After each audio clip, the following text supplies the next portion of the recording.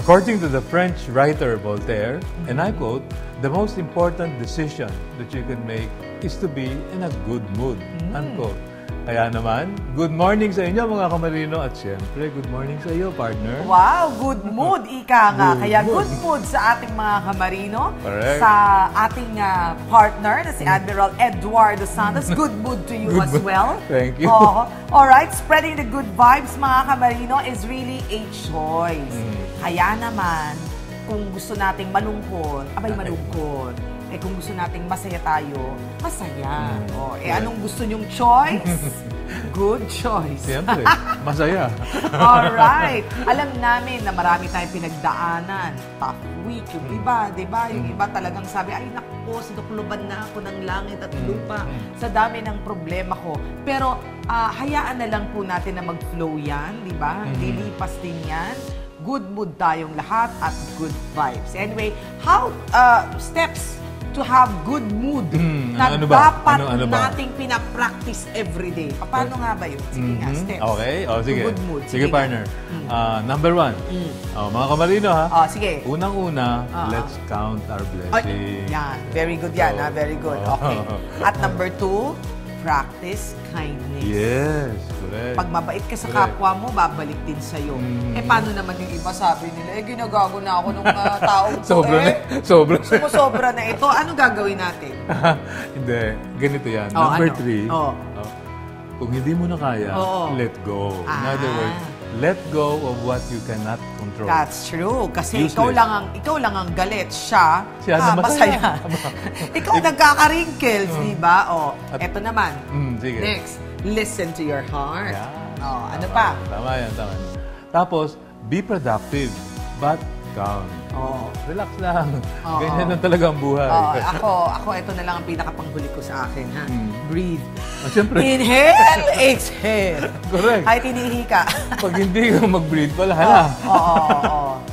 Tapos, ang pinakapanghuli, ito na. mga kamarino, enjoy your Saturday. Because it is Yan ang Marino Day. That's correct. Kaya naman sagot namin ang inyong Sabado. Sabay-sabay tayong mag-good mood dito lamang sa first and longest running television program sa Pilipinong magdaragat. All aboard dito sa Yan ang Marino.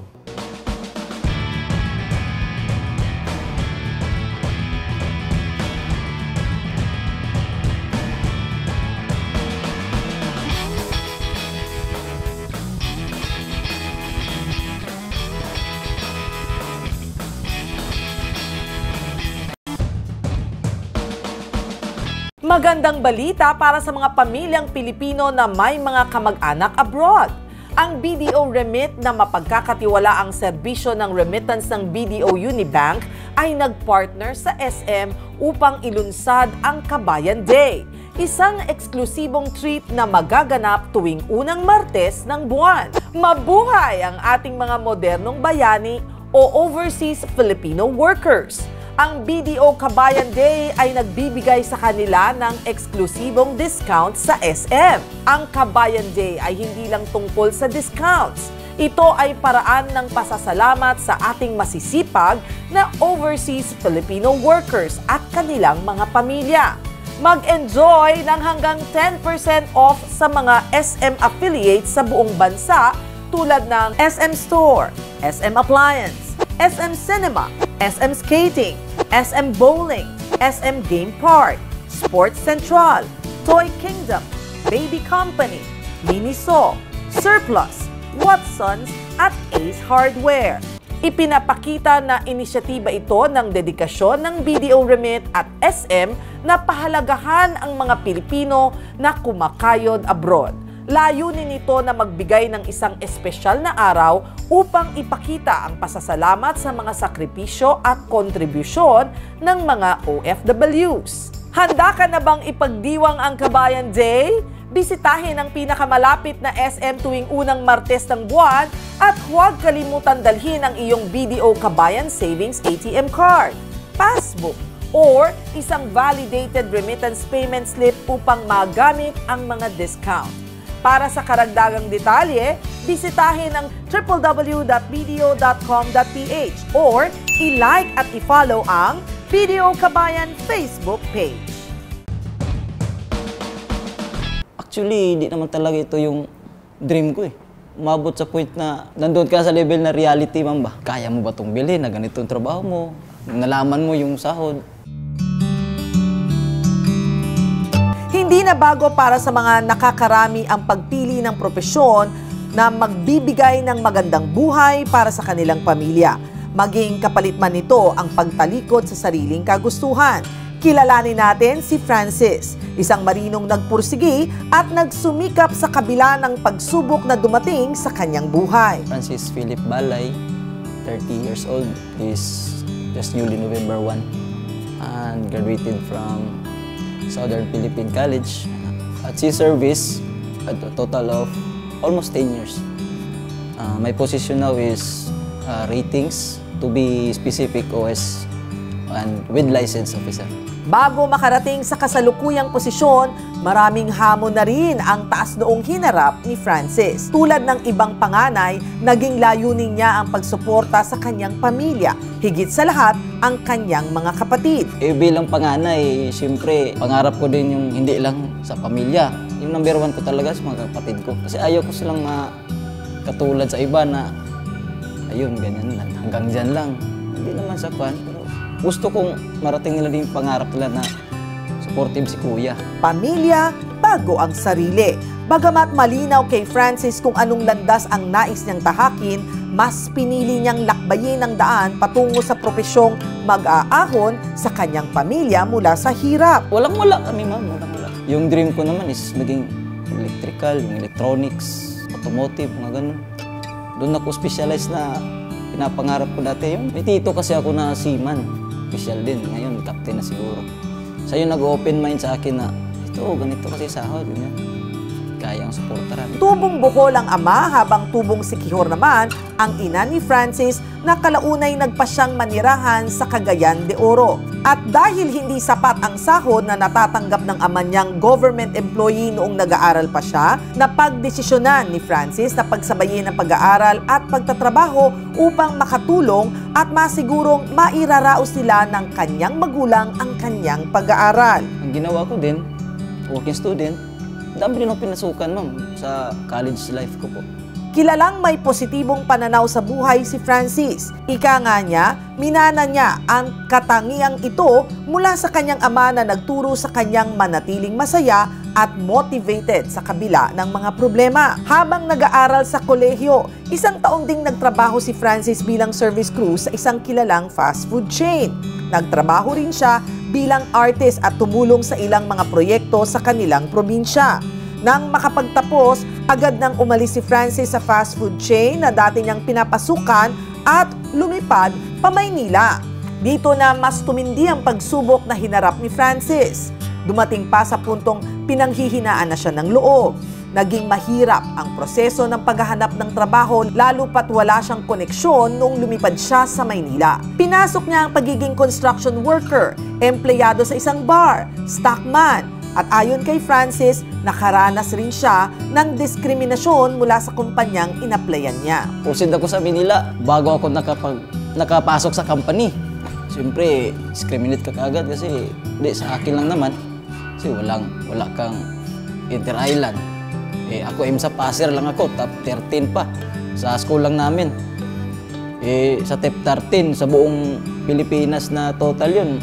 Ang layo-layo ko. Sa tulong ng malalapit na kaibigan, nakapasok si Francis sa isang kumpanya kung saan niya natutunan ang makisama at pagkilala sa iba't ibang taong nakakasalamuha niya. Tawag ng tropa ko, yun, available ito. Pre, hindi ko maniwala eh. Pinakilala niya ko kay Sir. Yun, Bisayan Sir, probinsya.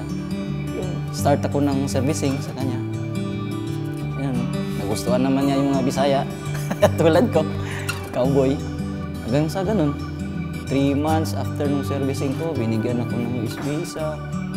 Hanggang sa diretso-diretso na, sampa. Sa pagbabarko ko, almost 10 years, ang dami na rin experience po na pakikisama, pakitungo sa kasamaan sa barko. mababata pa sa'yo o mas matanda pa sa'yo. Ganoon po, kailangan habaan yung pasensya. Isabayan sa bata, bata naman yung nagalawan din ko, sir. Attitude mostly. Sa trabaho, naman tayo, flexible naman po. Sa akin na po, yun lang. May mga medyo ganun, may medyo ganun din. Nasa middle ka na lang din. O baga, sabay sa alon. Especially sa mga different nationalities.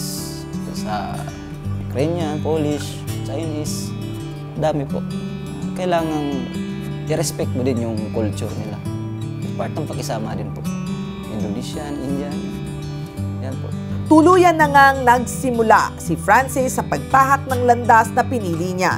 Sa wakas ay unti-unti na niyang natutupad ang mga pangarap niya para sa pamilya. Tinustusan ni Francis ang miscellaneous fees ng isa sa kanyang mga kapatid hanggang sa makapagtapos din ito. Itinuring rin niyang biyaya ang pagpasa ng kapatid sa Philippine Merchant Marine Academy or PMMA na ngayon 4th engineer na sa isang kumpanya. Habang ang bunso naman niyang kapatid ay kasalukuyang nag-aaral ng criminology at sumasailalim sa internship program.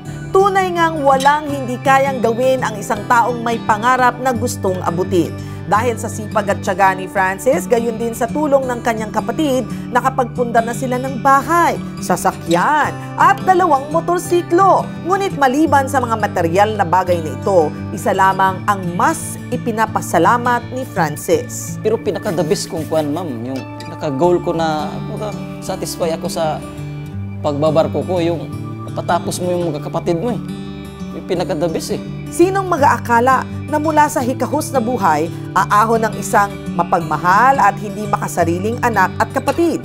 Sa kabila ng maraming problemang hinaharap, bit-bit pa rin niya ang kanyang pangarap na mabigyan ng masaganang buhay ang kanyang pamilya. Ika nga ni Francis, lahat ng tao ay may pangarap. Gawin nating motivation ang pangarap na yon para lalo pang pagbutihin ang buhay. Dahil walang mataas na alon ng buhay sa taong may mataas na pangarap. Magandang balita para sa mga pamilyang Pilipino na may mga kamag-anak abroad. Ang BDO Remit na mapagkakatiwalaang serbisyo ng remittance ng BDO Unibank ay nagpartner sa SM upang ilunsad ang Kabayan Day, isang eksklusibong treat na magaganap tuwing unang Martes ng buwan. Mabuhay ang ating mga modernong bayani o overseas Filipino workers. Ang BDO Kabayan Day ay nagbibigay sa kanila ng eksklusibong discount sa SM. Ang Kabayan Day ay hindi lang tungkol sa discounts. Ito ay paraan ng pasasalamat sa ating masisipag na overseas Filipino workers at kanilang mga pamilya. Mag-enjoy ng hanggang 10% off sa mga SM affiliates sa buong bansa tulad ng SM Store, SM Appliance, SM Cinema, SM Skating, SM Bowling, SM Game Park, Sports Central, Toy Kingdom, Baby Company, Miniso, Surplus, Watsons at Ace Hardware. Ipinapakita na inisyatiba ito ng dedikasyon ng BDO Remit at SM na pahalagahan ang mga Pilipino na kumakayod abroad. Layunin nito na magbigay ng isang espesyal na araw upang ipakita ang pasasalamat sa mga sakripisyo at kontribusyon ng mga OFWs. Handa ka na bang ipagdiwang ang Kabayan Day? Bisitahin ang pinakamalapit na SM tuwing unang Martes ng buwan at huwag kalimutan dalhin ang iyong BDO Kabayan Savings ATM card, passbook, or isang validated remittance payment slip upang magamit ang mga discount. Para sa karagdagang detalye, bisitahin ang www.bdo.com.ph or i-like at i-follow ang BDO Kabayan Facebook page. The Maritime Academy of Asia and the Pacific continues to sail forward with modern facility, active cadet sponsorships, advanced education and trainings, and as the premier maritime academy in the country. Be a future world-class marine officers. Be at MAAP, ensuring excellence at sea at all times.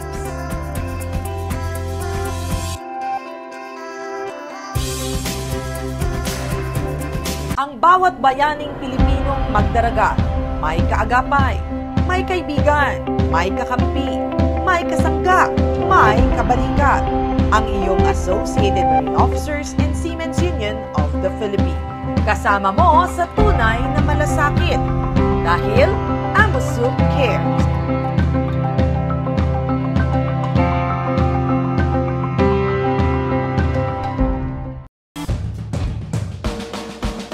Alam niyo ba na ang MV Kapitan Felix Oca ay isa sa mga pinakamalaking training ships sa ating bansa? MV Kapitan Felix Oca, or formerly known as TS Kapitan Felix Oca, is a training ship that was built in 1968 by JMU Tsurumi Works in Yokohama, Japan, under the name of MV Seiyon Maru. The Associated Marine Officers and Seamen's Union of the Philippines acquired the training ship MV Seiyon Maru from the Ministry of Transport of Japan and was delivered and placed in Manila under the Philippine flag in the year 1997.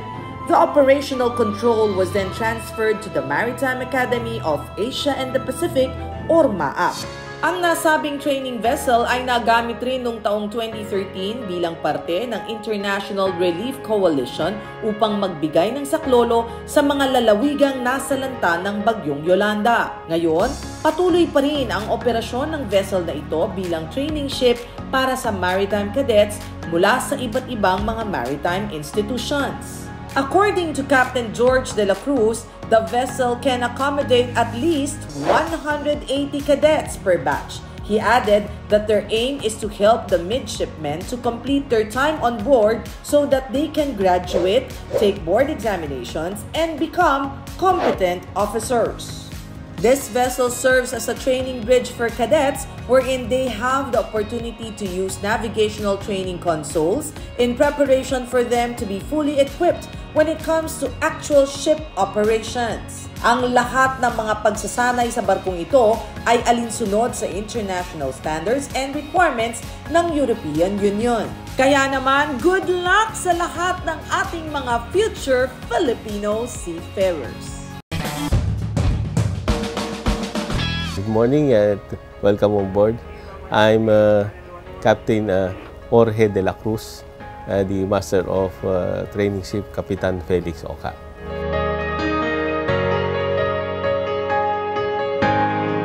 Kapitan Felix Oca kasi is na-acquire ng AMOSUP to November 19, 1997.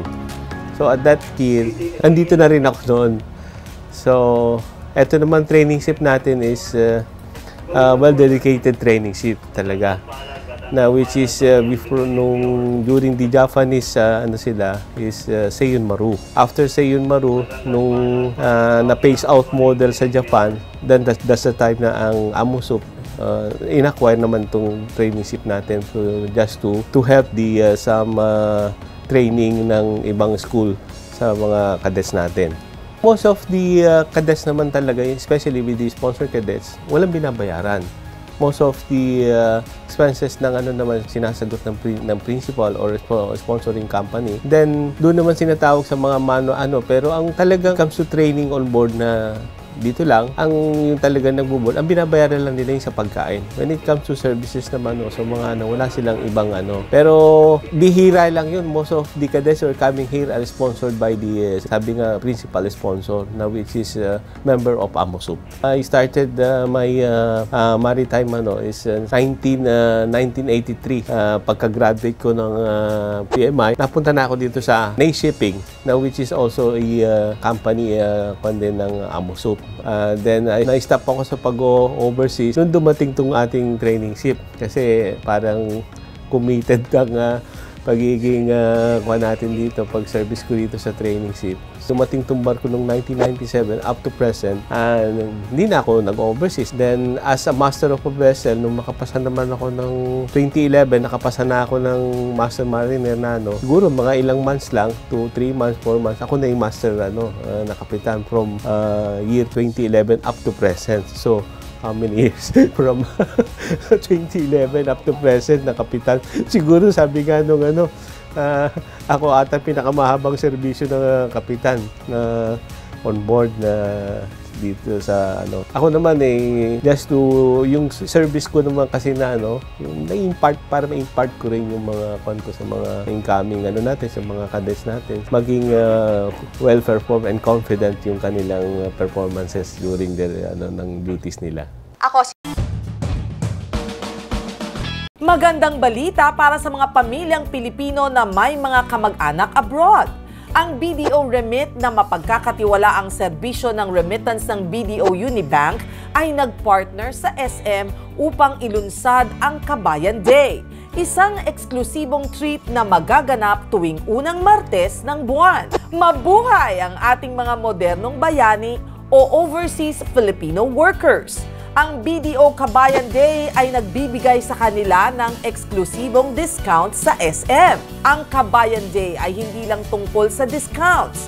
Ito ay paraan ng pasasalamat sa ating masisipag na overseas Filipino workers at kanilang mga pamilya. Mag-enjoy ng hanggang 10% off sa mga SM affiliates sa buong bansa tulad ng SM Store, SM Appliance, SM Cinema, SM Skating, SM Bowling, SM Game Park, Sports Central, Toy Kingdom, Baby Company, Miniso, Surplus, Watsons at Ace Hardware. Ipinapakita na inisyatiba ito ng dedikasyon ng BDO Remit at SM na pahalagahan ang mga Pilipino na kumakayod abroad. Layunin nito na magbigay ng isang espesyal na araw upang ipakita ang pasasalamat sa mga sakripisyo at kontribusyon ng mga OFWs. Handa ka na bang ipagdiwang ang Kabayan Day?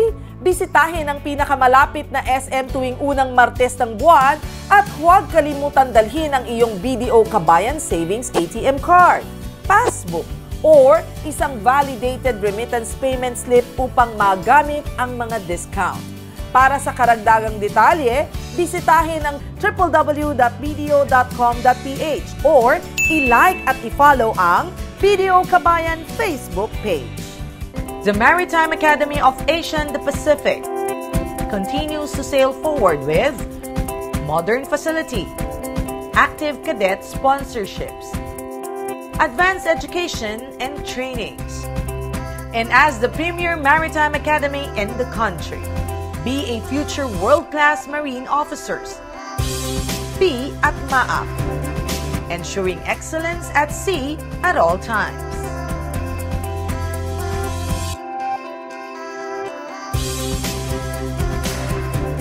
Ang bawat bayaning Pilipinong magdaragat, may kaagapay, may kaibigan, may kakampi, may kasangga, may kabalikat. Ang iyong Associated Marine Officers and Seamen's Union of the Philippines.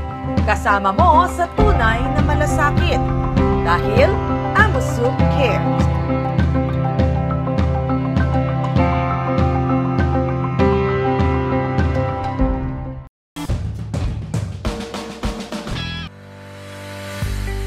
Mga kamarino, alam nyo ba na ang OWA membership ay nagkakahalaga ng $25 at valid ito for 2 years? Sa halagang yan ay covered at entitled ka na sa mga benefits na nakahanda para sa mga miyembro nito. Kung ikaw naman ay isang marino at aktibong miyembro, para sa iyo ang mga benepisyo at impormasyong ito mula sa Overseas Workers Welfare Administration or OWA. Isa sa mga benepisyong ito ay ang Seafarers Upgrading Program. Ang Seafarers Upgrading Program ay isang short-term program para sa mga seafarers na nagkakahalaga ng maximum of 7,500 pesos per upgrading course sa mga accredited maritime training centers or institution upang masiguro ang competitive advantage sa pagharap sa pamantayan ng international maritime organizations. Narito ang checklist ng mga kakailanganing requirements. Application form, 2x2 colored ID photo, Seaman's Identification Record Book or SIRB and or original passport, membership record. Para sa mga karagdagang tanong at impormasyon, maaari kayong bumisita sa official website ng OWA sa www.owa.gov.ph. Ito ay public service ng Yan ang Marino. The Maritime Academy of Asia and the Pacific continues to sail forward with modern facility, active cadet sponsorships, advanced education and trainings. And as the premier maritime academy in the country, be a future world-class marine officers. Be at MAAP, ensuring excellence at sea at all times.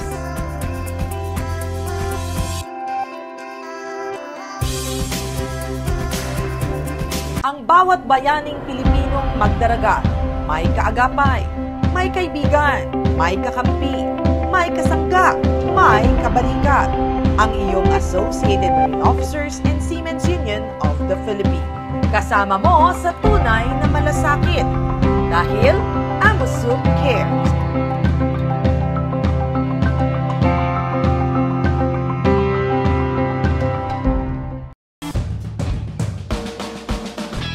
Saturday has always been a learning adventure, mga kamarino. Lalo na't nakasama namin kayo dito nakatutok sa Yanang Marino.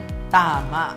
Kaya naman, Admiral, bawat istorya ay talagang hatid sa atin ang pagkatuto at pagtuklas sa mundo ng maritima. Hindi lamang impormasyon, kundi entertainment na rin. Merong sports. Yes. Health, at syempre, napakarami pang iba. Ika nga, Jack of all trades. Dahil mga kamarino, we believe that that is what you deserve. You deserve to know all about and everything and anything about the maritime industry. That's correct, partner. And we serve you not one, not two, but every variety of topics every Saturday. Every Saturday na siguradong may kabuluhan at kahalagahan sa buhay nating lahat. Kaya wag na rin malulungkot mga kamarino ha, na nakasakay sa barko. Abay, kung ilang beses nyo nang hindi nasusubaybayan ng Yanang Marino, ay okay lang yan. Dahil pwede nyong mapanood ang Yanang Marino at iba pang mga episodes namin. Basta i-type nyo lamang po ang www.ptv.ph para sa live streaming. At mga kamarino, huwag nyo pong kalimutan, i-like kami sa aming Facebook account. At syempre, saan pa mapapanood? Mapapanood ninyo sa mga libreng kopya ng DVD. Nakukuha po yan sa AMUSUP Seaman Center. Dito po mapapanood nyo ang mga nakaraang episodes at meron pa mga ibang aral na mapupulot ninyo. Ayan. So, libre yan. Makikita nyo yung mga kamag-anak nyo. Minsan baka magulat kayo, ha? Baka pati kayo. Baka nung kayo nandito nandun. kayo. Oh, di ba? You're a star. Okay. So, Paano? Keep calm, stay anchored mga kamarino, and see you next week. But for now, anchors away. bye. Bye-bye.